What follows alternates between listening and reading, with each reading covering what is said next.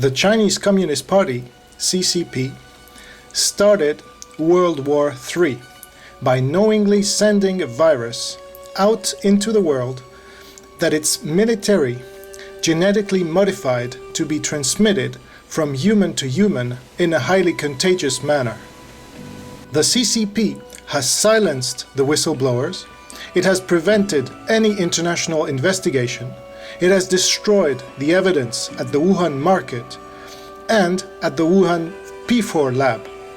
It has infiltrated the World Health Organization at the highest level for 20 years to cover up this long-planned biological attack within the framework of an unrestricted warfare theorized in the eponymous book by two colonels of the Chinese Air Force.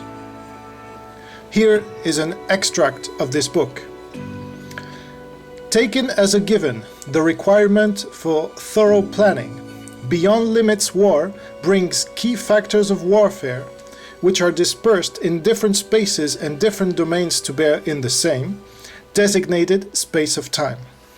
These factors revolve around the objectives of the war, executing a well-ranged team effort and combined attack to achieve surprise, secrecy and effectiveness.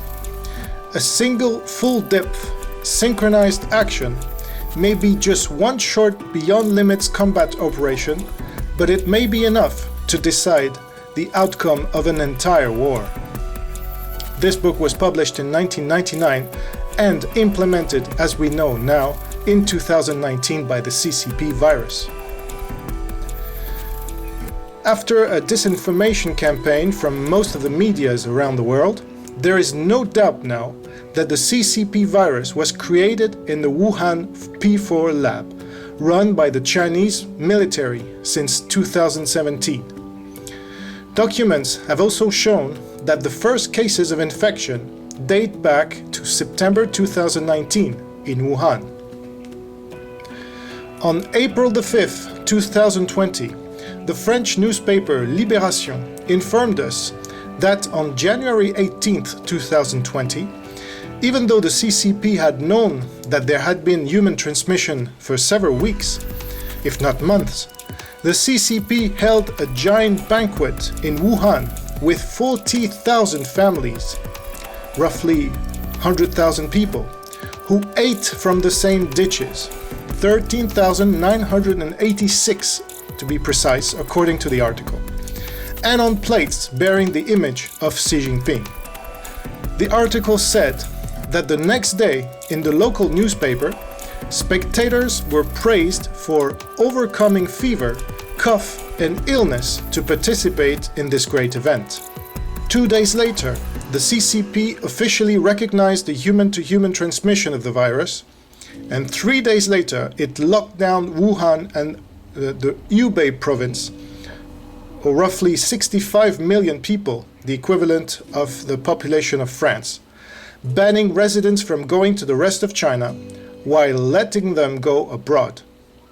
The Lunar New Year holiday, during which 400 million Chinese travel, has proven to be ideal for this. The CCP thus created the most powerful biological bomb in history, which has already killed 3 million people directly, injured tens of millions, and destroyed world trade, world trust, and fundamental freedoms of 7 billion human beings with the complicity of most national governments. For the record, the atomic bombs sent on Hiroshima and Nagasaki killed around 200,000 people. The CCP must be destroyed for that, and also because it's the reincarnation of Nazi Germany on many subjects. The genocide of the Muslim Uyghurs, and more broadly, the persecution of minorities in China, the annexation of Hong Kong 27 years ahead of schedule, global blackmail on drugs and rare earths, on water in Southeast Asia, on sand, the illegal aid to North Korea, the infamous Great Firewall, the inhumane social credit, organ and drugs trafficking, especially fentanyl, etc. Let us also not forget the 60 million Chinese killed under Mao, who is still the model of the regime. The massacre in Tiananmen Square under Deng Xiaoping, and the constant dictatorship since the violent takeover of the CCP in 1949.